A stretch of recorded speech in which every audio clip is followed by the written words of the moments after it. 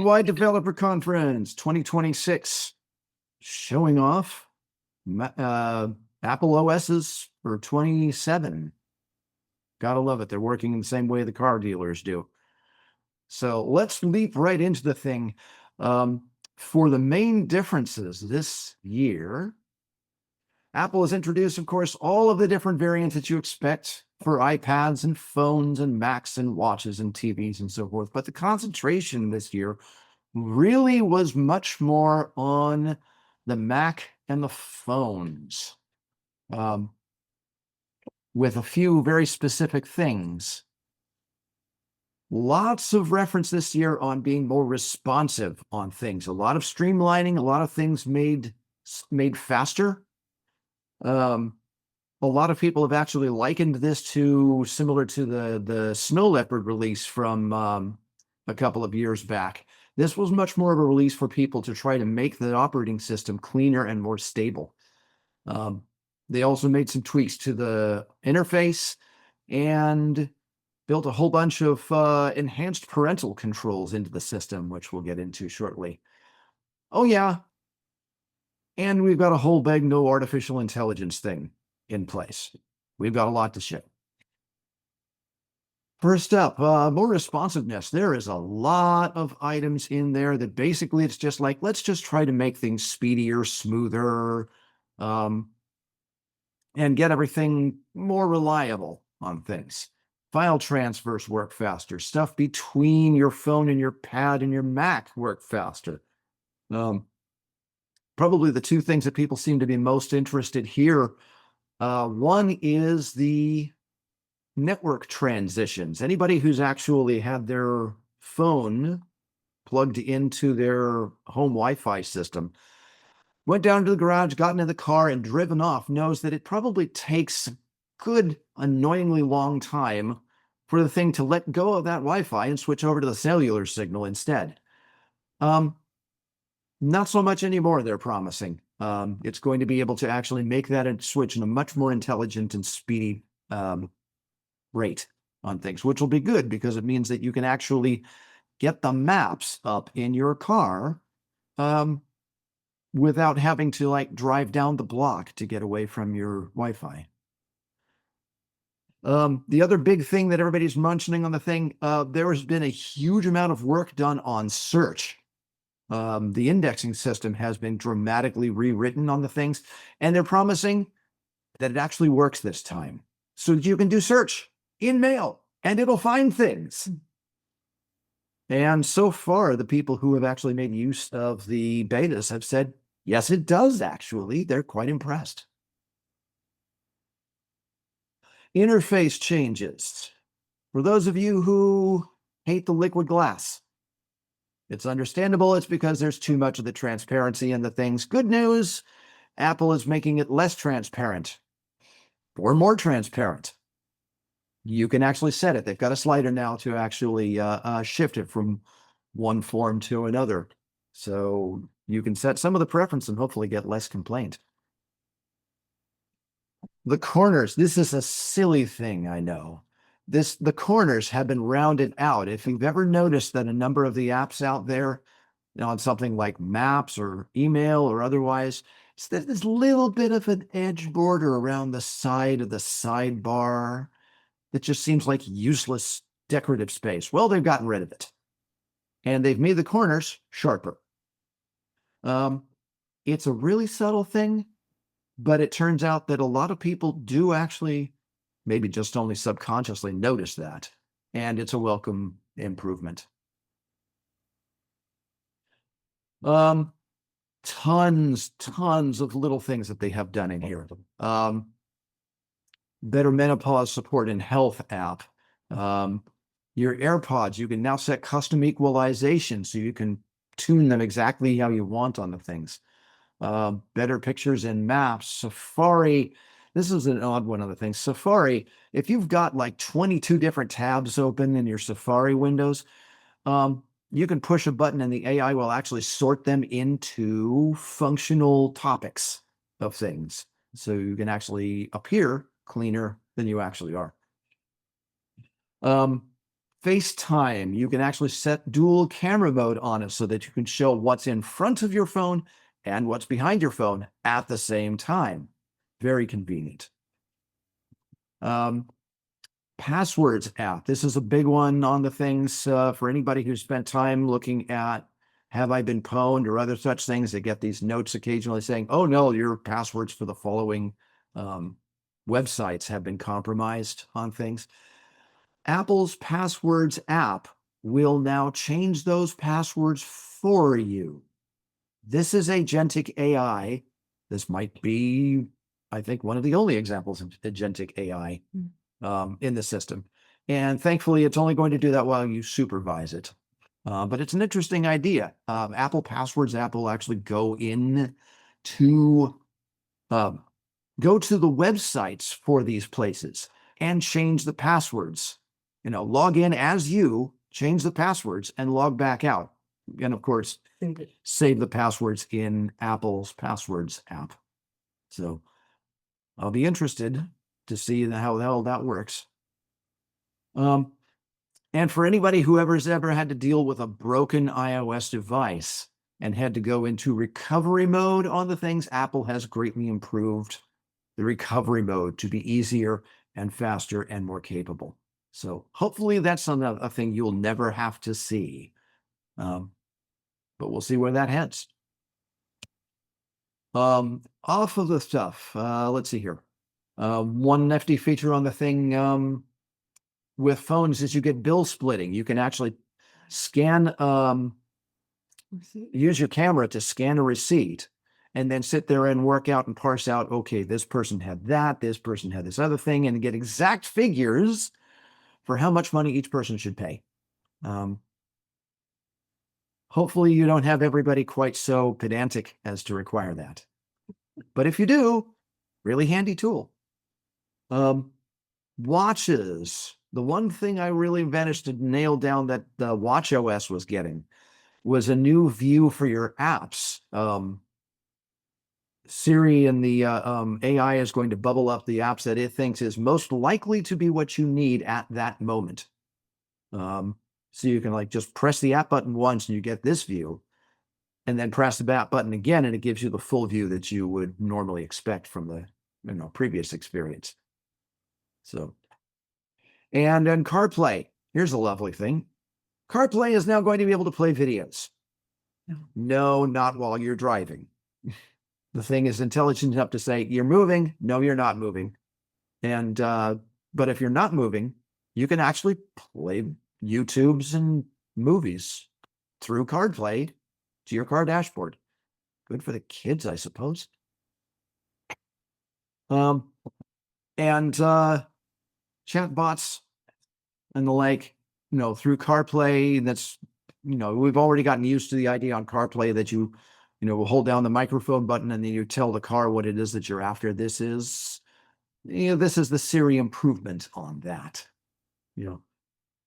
Oh, by the way, apologies for everybody. We are going to be saying Siri a lot tonight. Hopefully it doesn't throw everybody's device crazy. Parental controls. This was a big thing that Apple is pushing on this year.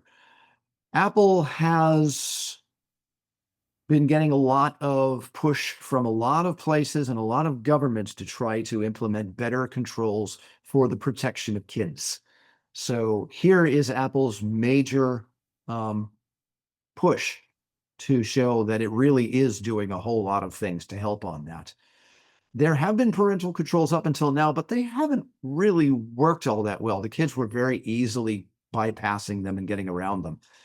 Not anymore. This is another of those things that the people who have looked into the beta have said, yeah, we think you actually have it correct this time.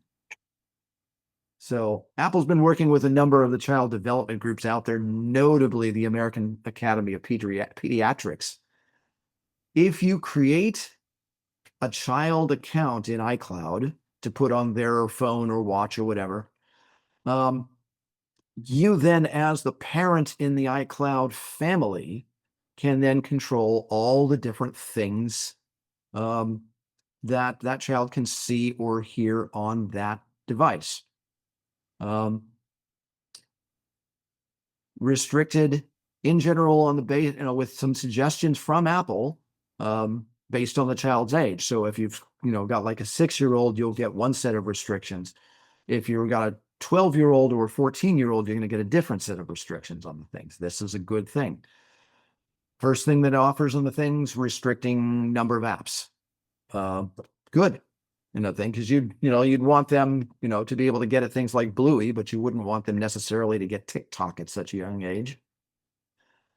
You can control the different websites that they go to. Don't give them free reign on the internet. Tell them they can go to the very specific, child-oriented websites and nothing more than that. And for each of these things, if there's something more that they want to see and do, they can ask. And you can approve or deny. This follows also over to the phone side of things. If obviously you've got kids who are going to form social contacts with people. They're going to be doing phone calls. They're going to be doing text messages. You can restrict who and what messages come across on that and which people they talk to. Similar sorts of things. Keep the more nefarious people out of things. And if one of the other kids gets a bit too raucous on things, you can turn them off. In similar measure, they also have a filter in place to handle sensitive content of things. So if somebody decides to throw a nude picture at your teenager, you can stop it. The new thing this year is if it's a picture of violence, blood, guts, that kind of thing, you can also stop that. So keeping things a little more safe on stuff. Probably the biggest one, though, is going to be time quotas on things. Kids these days, actually adults these days, spend way too much time on their phones with all the various apps. The parental controls mean that you can limit the amount of time they spend on things so that, for instance, on weekdays, you can give them like 1 hour of Minecraft or 1 hour of Roblox. But on the weekends, you've got less of an issue because there's no school on those days. So you can call it 3 hours.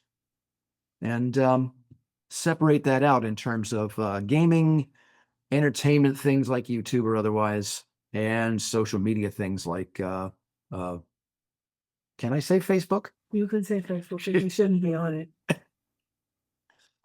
So many other options on the things.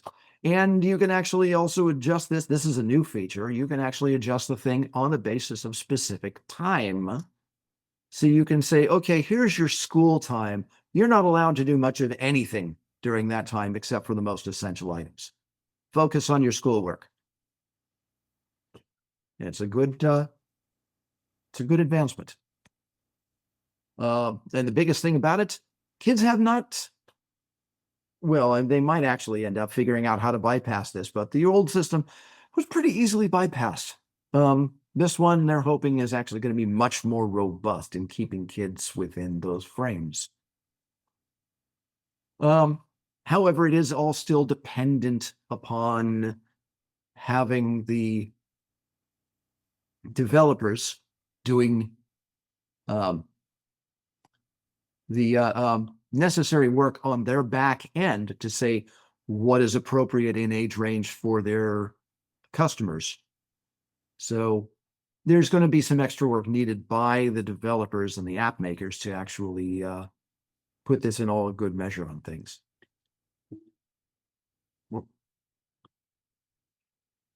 There is a lot of things that have gone in. That's just the things that just came of note most interestingly to me. Here's a list of all the things that Apple says that they have actually changed and improved in things. And let's go over this. No, let's not. I see. But there's a lot of improvements on the things. Okay.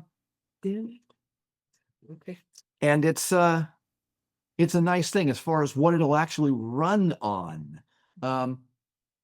Major thing, of course, you've already heard, Intel computers, Intel Macs are out entirely. Everything is Apple Silicon for good from here.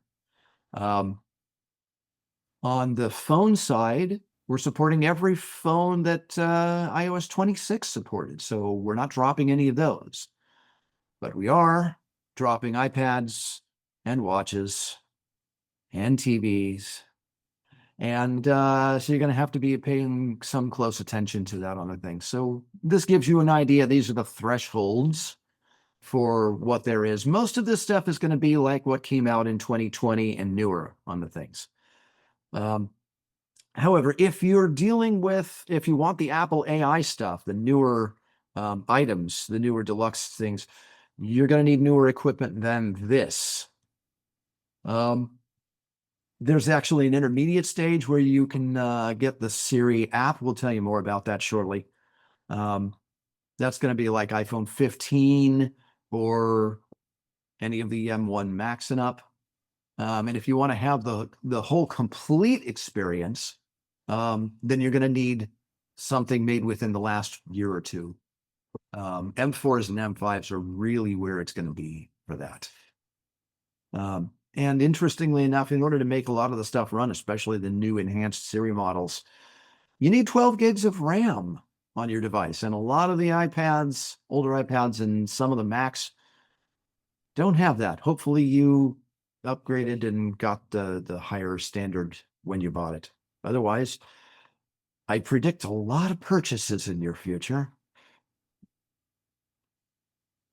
So, yeah. Okay. And then get another warning on the things.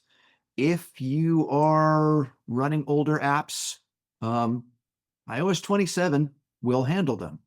And that's it. iOS 28 will not. So you can find out which ones are still like Intel based. If you go into your system information app, you can pull up a list of the applications there and it'll tell you each one where it's at. Apple Silicon is good. Universal is good. Intel will stop working in another year and a half. So be prepared. And that's all I have. Excellent. Move on to Dan, I think, next. So we go on from there to Robert. Oh, And we're going to go delving into the world of what's that? Apple Intelligence and Siri. Okay. You know, would it be worthwhile to answer any questions at this point?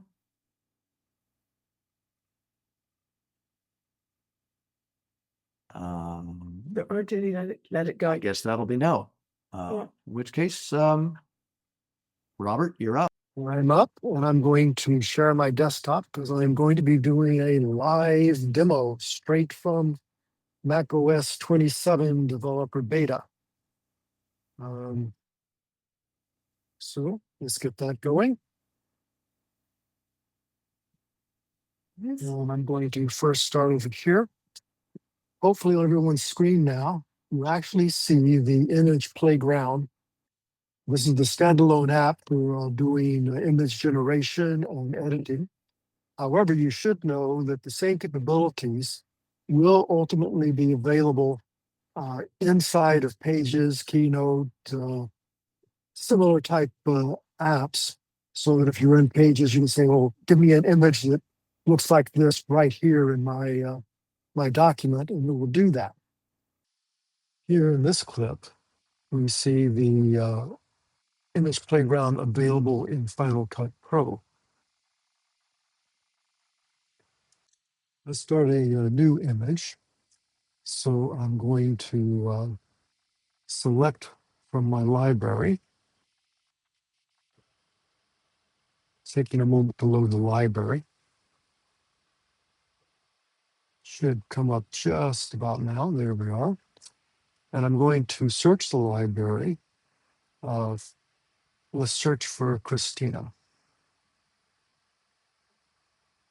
And choose a portrait. There we go. Okay, here's my portrait of Christina. And I am going to now change it. Let's put this onto a lake, a larger lake. So photorealistic and show a lake in background.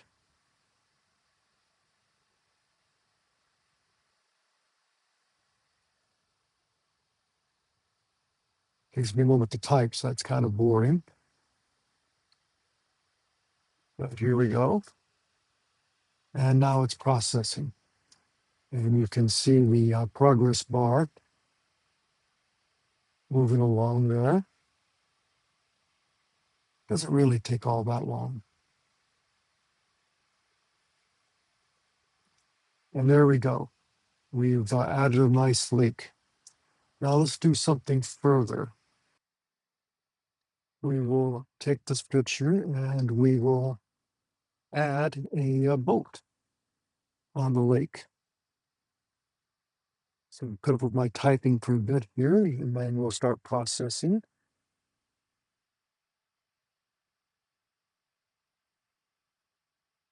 And it is now trying to add a boat.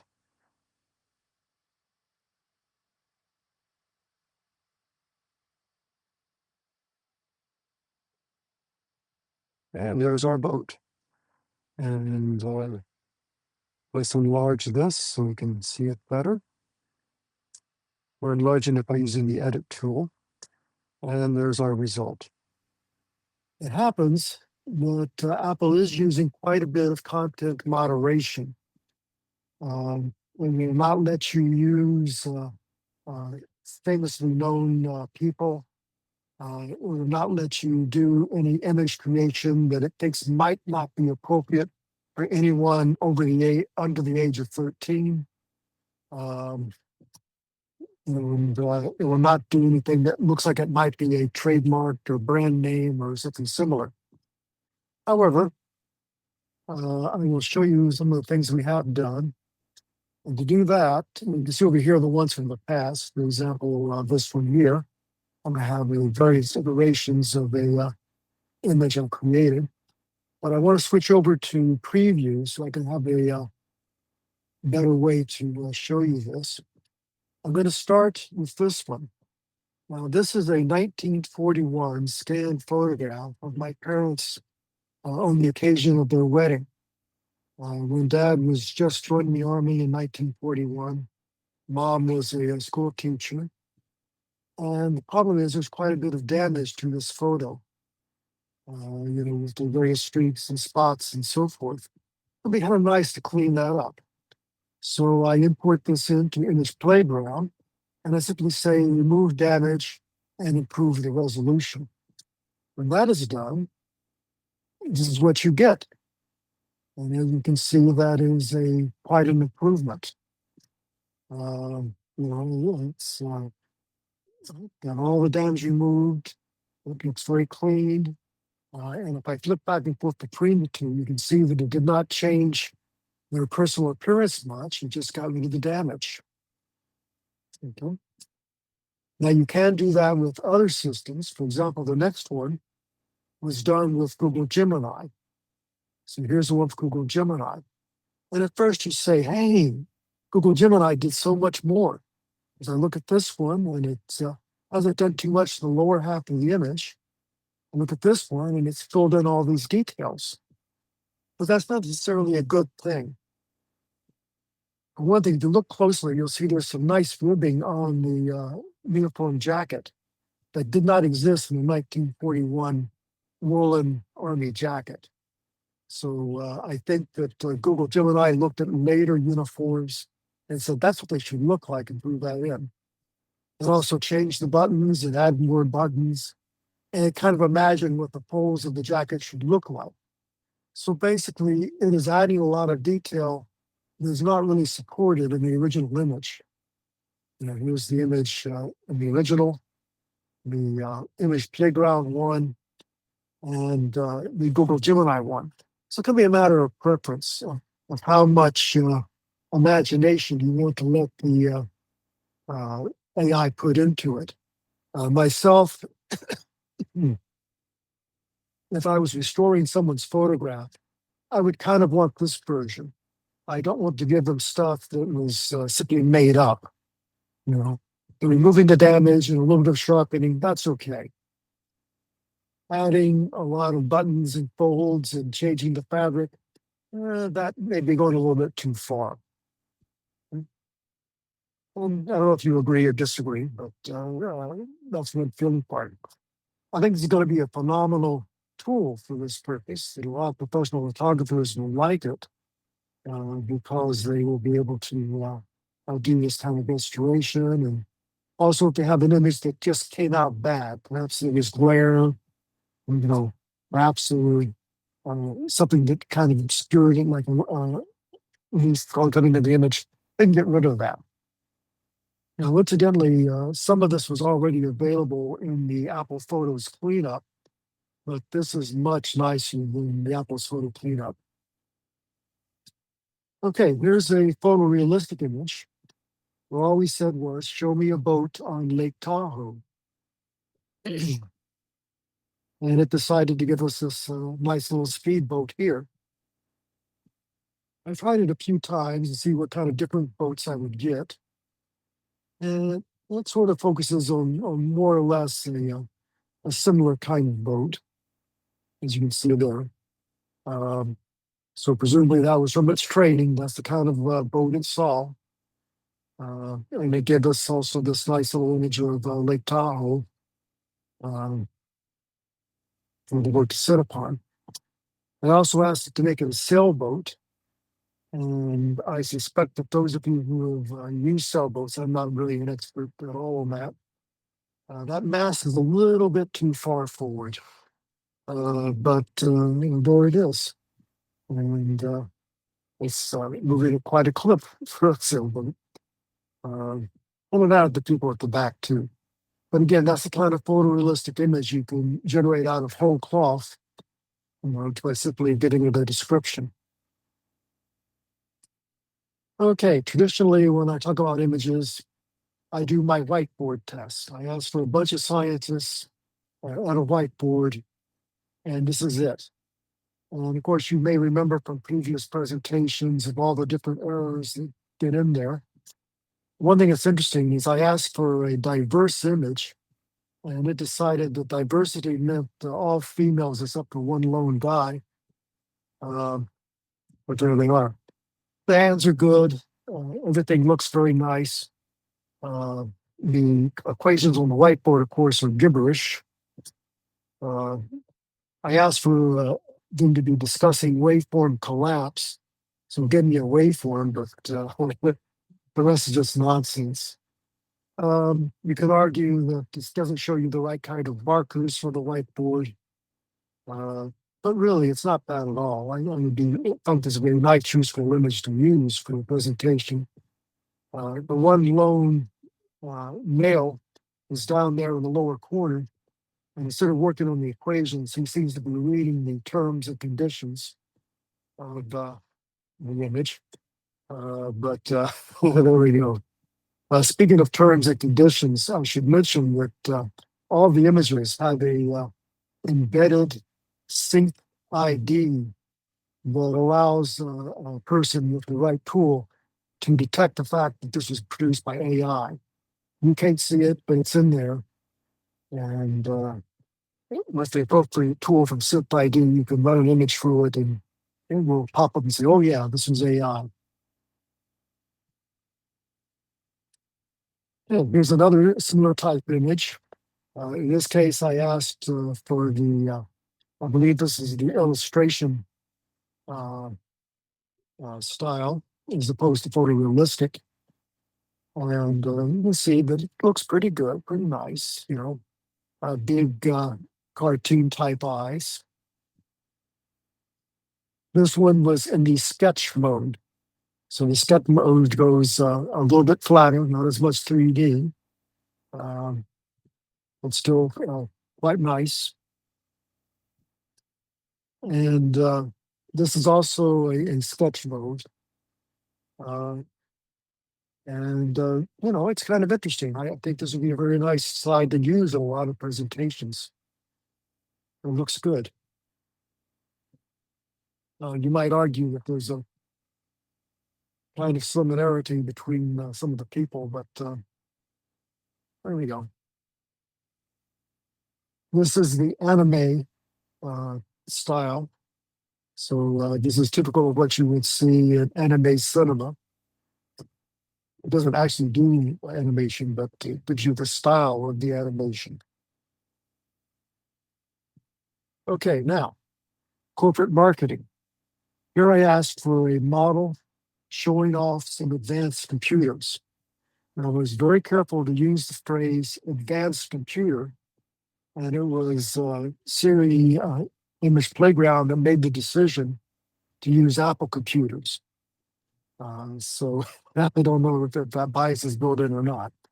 And as you can see from this one down here, that it's not very realistic. It seems to have flipped it around just so it could show you the Apple logo.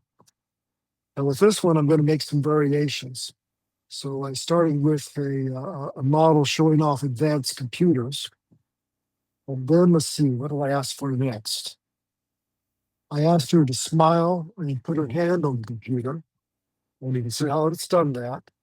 The smile is a little bit broader than I would have wanted.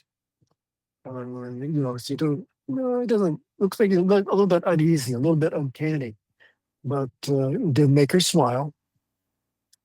And let's see, the next, I asked to change the gown or the dress so that it kind of matched the computer screen. So you see it made it purple and sort of matched the colors that's in the screen. Okay. And boy, that smile really does look uncanny, doesn't it? All right, you see, then the next one, I asked for a V-net line, and it promptly added that. So there you go. Let me see, I think the final one, I asked for a brighter color. Didn't really get it. It changed the color, but that's not what I would call brighter. To compare the two. Okay. All right, now this one, I said a studio photo shoot of a fashion model, 6 foot tall and red hair. And that's basically what it gave me, but there's an enormous flaw in it. Would anyone like to verbally speak up and see what they think the flaw is? Anybody? Well, the flaw is that the lighting on the model of her face does not match the position of the lights in the studio. That is not correct at all. So they were trying to do a half face illumination, but they are not showing that with the lighting set up. So it's wrong. And you can also see that from the shadows sliding away from her feet. So a little bit of a problem there. It just shows you that the AI doesn't really understand the content. It doesn't really know the physics of what's going on. But made a decent try anyway. Okay, what the heck is this? Well, this is my passport photo. Now, as you know, the passport authority puts big limitations on what you're allowed to do with a photo. No glasses, stare straight ahead, light lighting, flat lighting, don't smile, neutral expression, yada, yada, yada. So everyone gets the same horrible looking passport photo. So here's my passport photo. And I said, well, okay, let's take that and turn it into an avatar. Okay. And there is the first avatar it produced. Well, that's not me, but I can see where it's coming from. We're trying to make that. But that's just, I can use that for some purposes, but I like a happier avatar. So here is a change to a happier avatar. Now, noting how it went from the actual photo to an avatar that really didn't look like me at all, I kind of wondered, suppose I take this cartoon avatar and I say, make it photorealistic. What's going to happen? It's kind of like the Whisper game, only done visually. Whisper game where one person whispers a phrase to a person, the person whispers to the next, and so on. And by the end, it's totally different. Well, that's what happened here. And so we asked for photorealism. That's what it came back to. A totally different person. Who knows who this is? So that gives you an idea what you can do there with making avatars. Well, let's see what's next. Ah, just another avatar. And I tried a couple more. And that's what we got. I'm going to switch back to the actual playground. Now that I get the playground up, would someone like to suggest something for me to try? I'll go ahead and speak up and suggest something I might type in and see what happens. Hey, Anybody? Robert, I just want to point out on your the gentleman who is not you, who is photorealistic, the suspenders don't go all the way up. Oh, Did you really? notice that? Yeah, look at him again. Oh, No. no, the real one. Yeah, that one. See, he's got green behind the suspenders. It looks like it's an 8 Well, yes. instead of suspenders. So just for, Yeah. just to You know, say that. it's interesting because you have sharp eyes. You're always noticing stuff like that in these generations, and I did, never it see just them. jumped out at me. Charles noticed it too. Both of us did. I remember a few months back, I put one up and goes, he's missing his arm.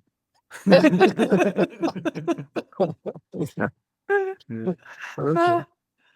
Um, Back to here, just experimentally. Would anyone like to have something put in live and see what happens? Can they change the color of the eyes? Oh yeah, sure. Let me bring up one. And then let's come over here. And let's go back to the original.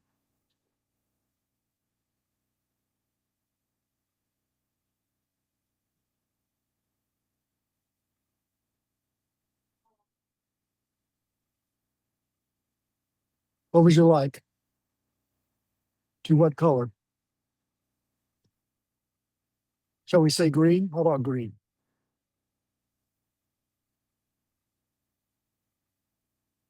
Okay. And I'm just doing a minute or two here. Progress bar is being shown there and just keep it along. it's so weird. Oh, wow. Oh dear, it made an avatar instead of giving me a photorealistic.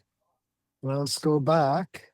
Well, because it's Oh, I'm going to make a whole new one, I think. Let's try that. didn't ask for photos. Okay, the green was good. My phone wouldn't let me unmute. uh, Oh, okay.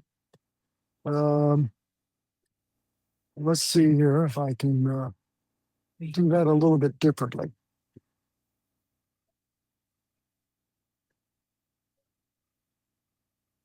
I know that seemed like a long time for to the photos, but bear in mind that I have about 48,000 photos. So let's see what we can do here. Let's do this. Well, now I'll say photorealistic.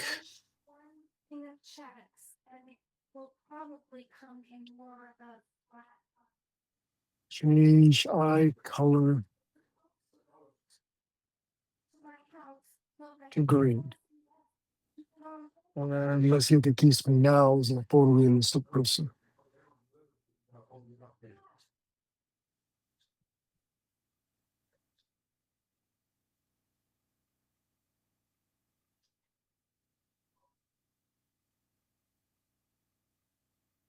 There we go. So let me just take this one. See here. I can't seem to get it to expand. Let me get it to expand.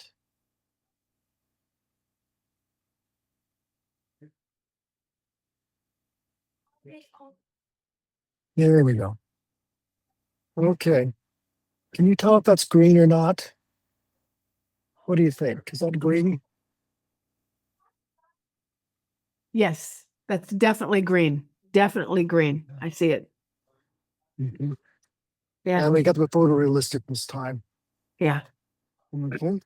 Let me get out of this. Okay.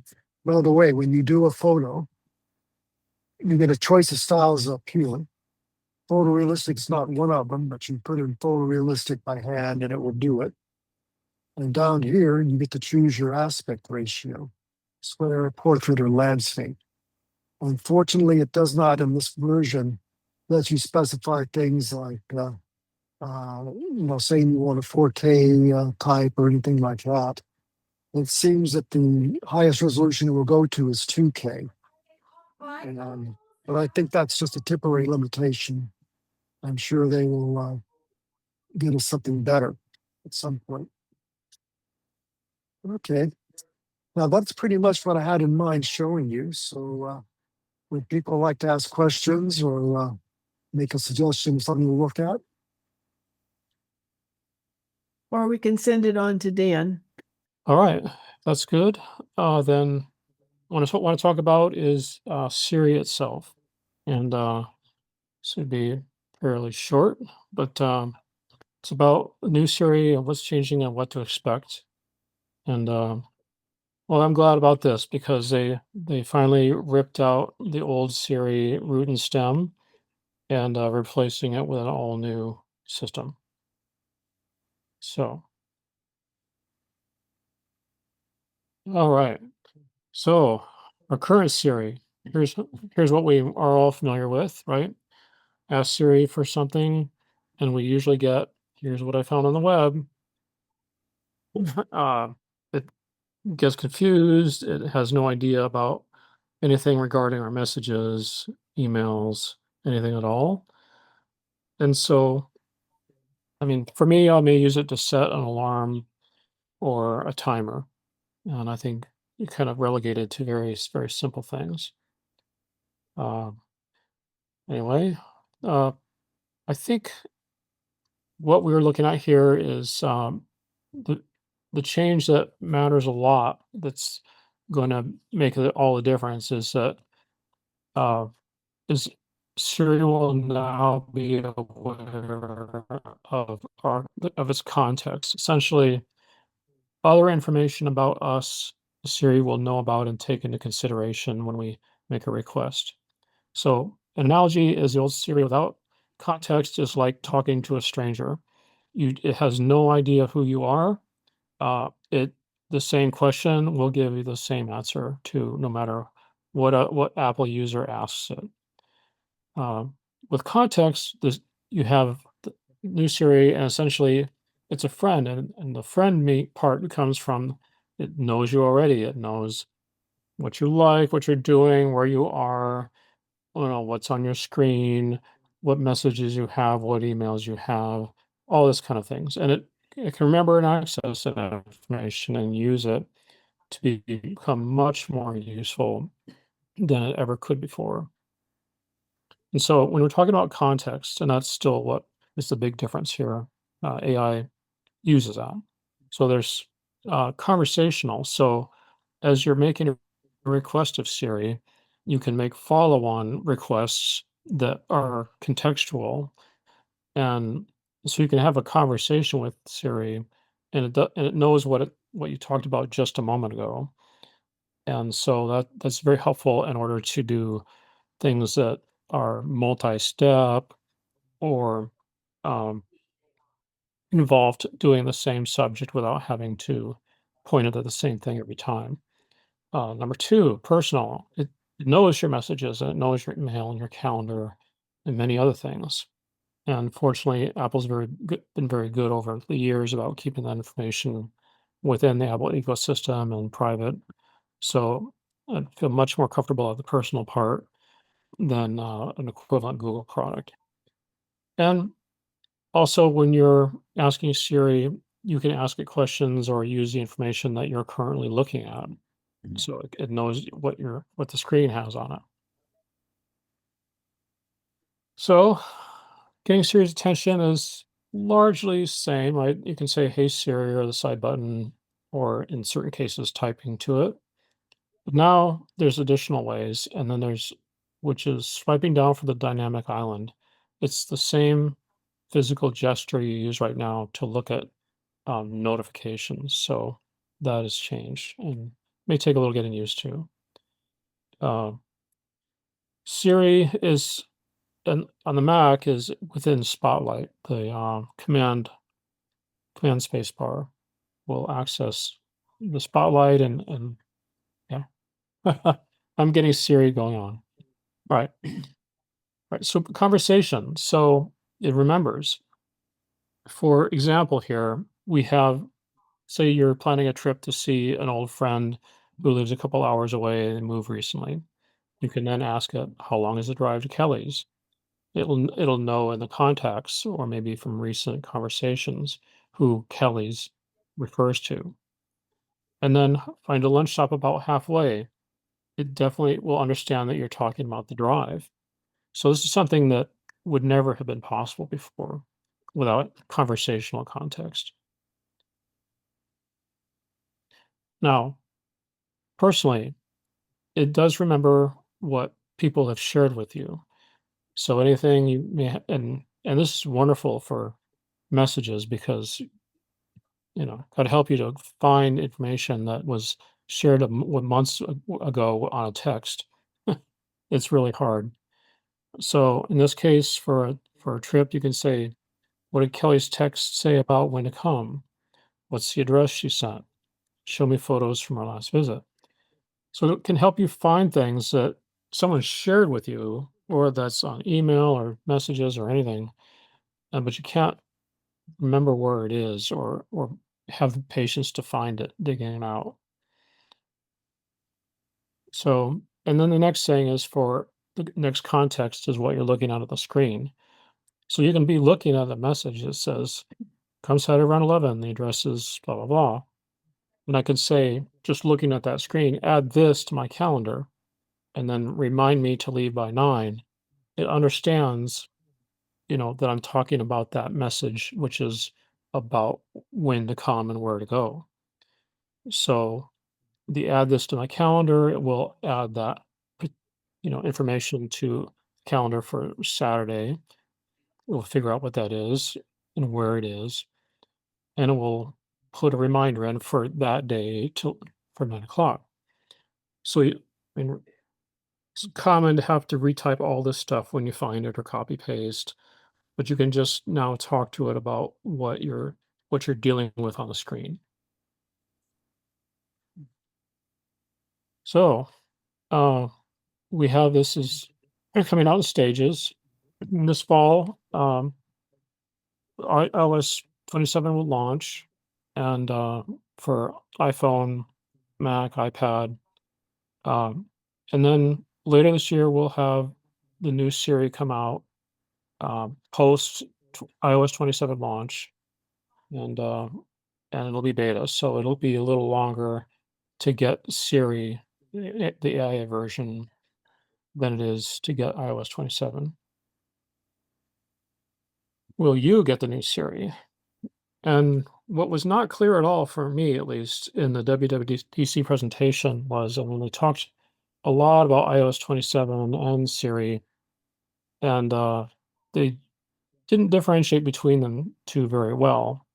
But Siri, to do the new contextual kind of work that it will do with AI, that will only work if you have the newer phones like what you see here. Okay, so uh, and if you don't have the newer devices, but you still have iOS 27, Siri, as far as we know, will still work the way it does today. When you upgrade to a newer type device, you'll get the newer AI features in Siri. However, the Mac, um, you can use a lot older hardware to get AI to work with Siri. So if you have any Apple Silicon Mac, that will work with Siri. So um, so that's a lot longer history of devices than the phones are, and and yeah, you can use it via Spotlight, or there's other features. I think Linda will go over about highlighting specifically about Ask Siri, and so yeah, it'll work well on M1 chips. So to wrap up, Siri finally will know something by having context and access to information and use it. And that by itself is what enables it to be so much more powerful. So that's what I have. Any questions? Okay, so a couple things. Visual intelligence, a lot of what will be there is already there. Some of which I found out about. So in other words, we can already do what kind of bird or plant is this? However, the current in OS 26, it does not save the picture. So, but you can find or you can click it on something and say, find or describe this item. Something like, where can I buy a blouse like this in blue? So the picture that is on the screen right there is one of my plants, and it pointing in iOS 26, because I am not running the beta, it came up and told me all about this plant. It gave me the type of plant it is and what it does, et cetera, et cetera. I lost my little thing here. So yeah, so it says this is an epiphyllum, commonly known as an orchid cactus. It says its flattened stems can sprout buds that develop into large, often fragrant flowers that usually bloom at night. And if you look at the picture, you can see that I've already got buds here on mine, and they do form very large pictures. It's very cool. But right now it doesn't save the picture. I think it will in OS 27.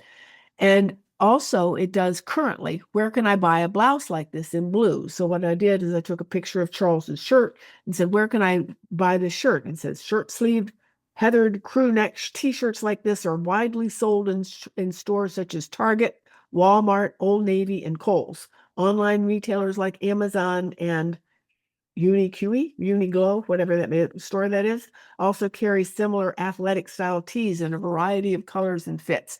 So visual intelligence already does a lot more than we had realized. What they're doing that's different is they have changed the response to the camera control button.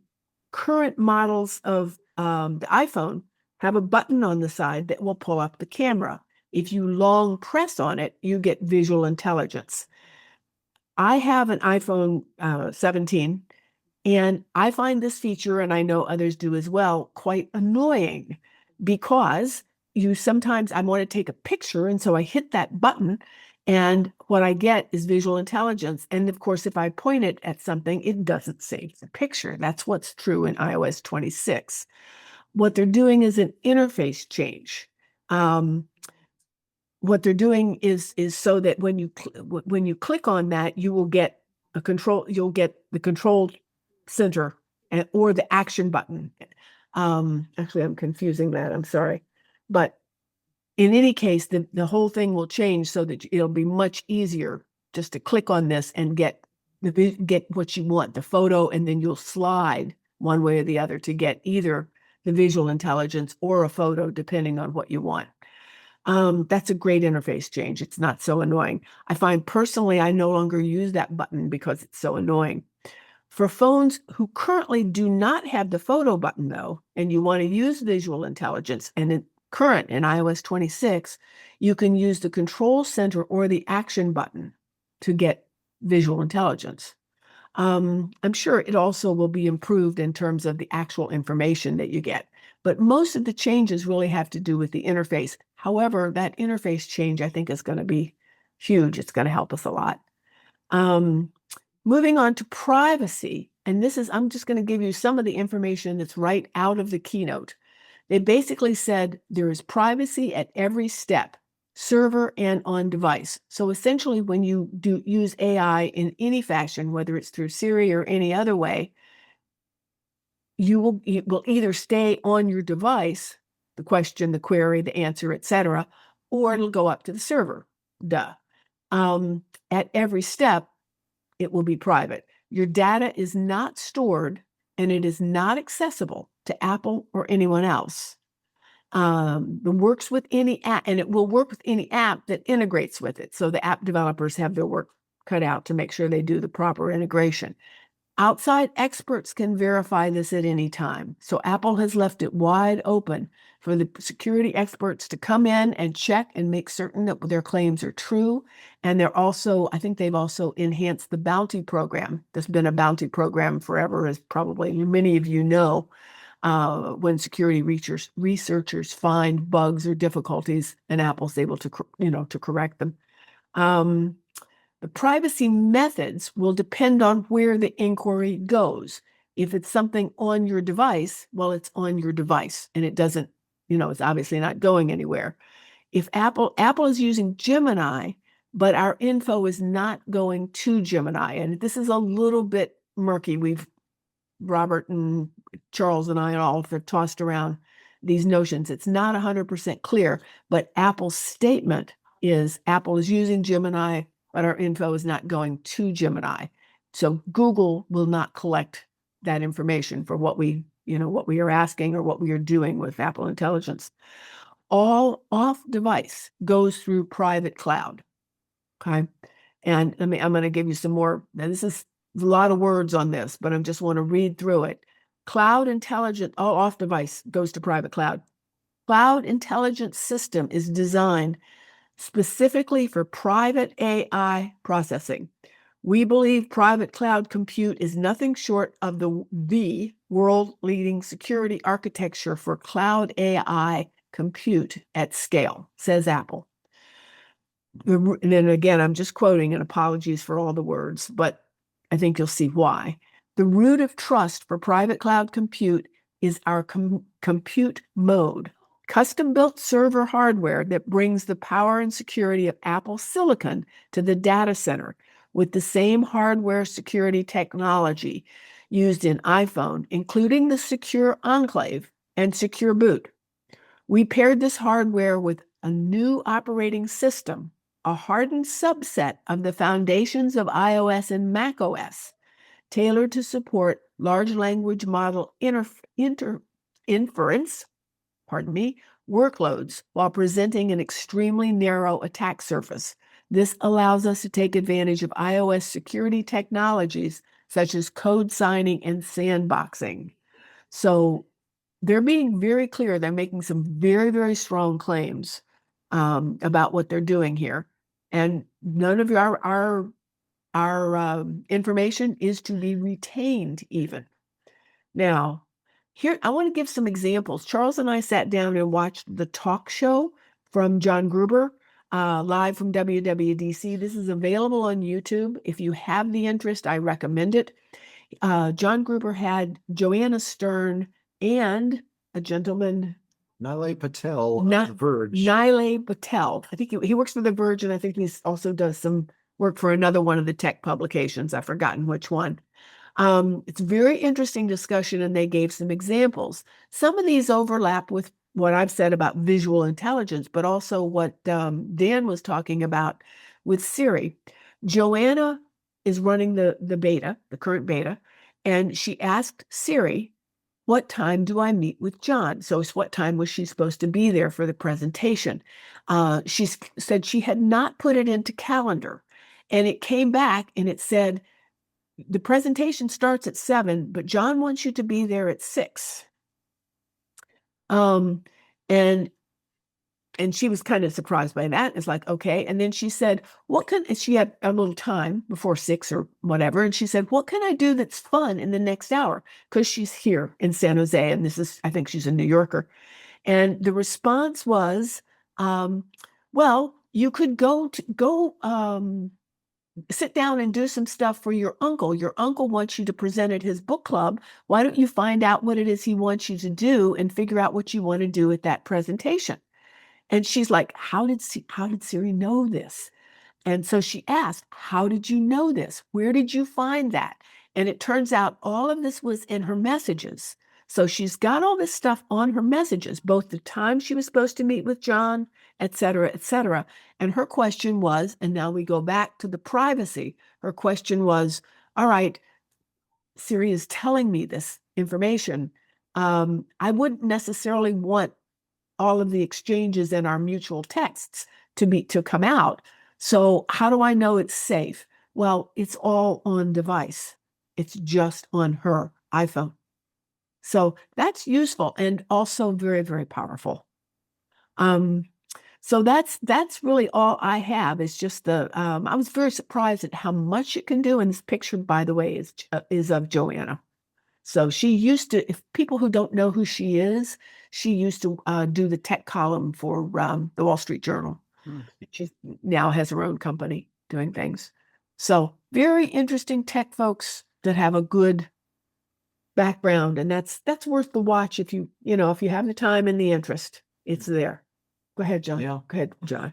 Yeah, some of the biggest advantages with the new setup, and for all of the stuff that we've been doing with Siri, you have to like push the button or hold the button, and it brings up this panel, and you ask it a question, it gives you an answer, and then that panel disappears after 5 seconds. That's changed.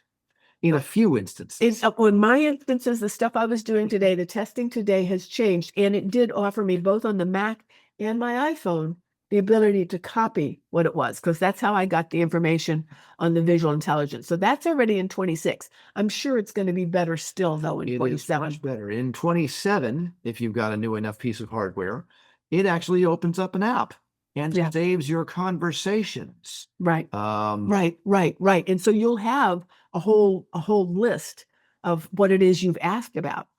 And it's going to sync between your devices. So you can start the conversation on your phone, set it aside, and pick it up later on your Mac. There was some, it's the indexes that are not being changed or not being saved from device to However, device. one problem with that is that all of the Siri stuff, all the Apple Intelligence stuff is very heavily reliant upon the metadata, spotlight index that it makes on each device. And that index is not shared between devices.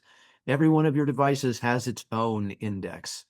So if you move a conversation from one device to the next, it might get a little confused. John and on this talk show live about the WWDC, they specifically were talking about photos with the indexes. Right. So I don't know, not sure how that all is going to come out.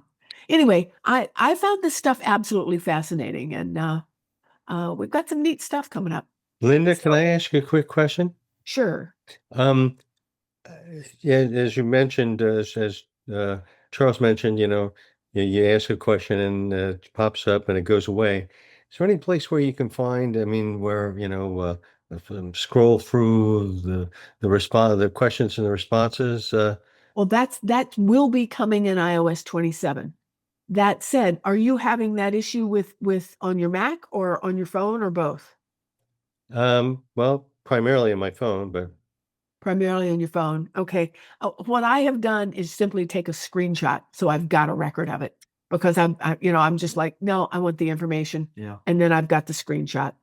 It's So right there. It's ugly, but it works. it's ugly, but it works. Right. When we upgrade in the fall, or you can, I'm told that this beta is more like a Beta 3. more like a beta 3 than just a beta. If you have an extra phone and you don't mind running a beta, that's something you could do. But I'm not necessarily recommending it. Although I will tell you, and I have never, in all the years I've been an Apple person, I have never used a beta.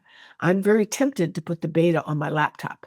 Now I've got my big machine and a laptop, so I can, the world will not come to an end if my laptop. I'm not a big beta guy, but I understand. I hear you. Please, for the love of sanity, do not put a beta on your main devices. No, yeah, please don't.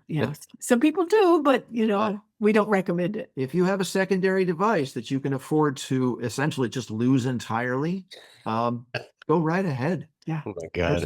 There are a lot of people out there actually who have been looking at this beta and have been expressing a high confidence in it. Now, Robert, I think, is running it. So we maybe should defer Yeah. to the man who's, am I right?